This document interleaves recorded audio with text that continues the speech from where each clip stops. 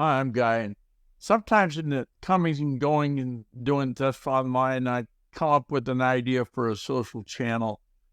And then I thought, gosh, what's the best social channel? How do I find that out?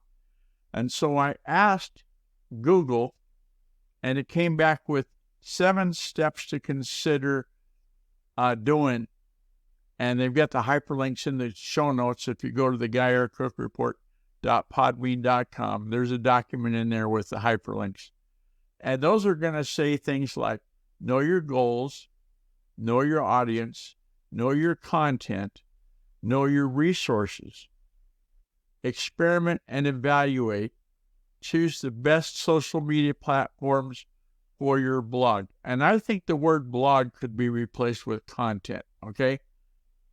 And then here's what else to consider is the last link they've got.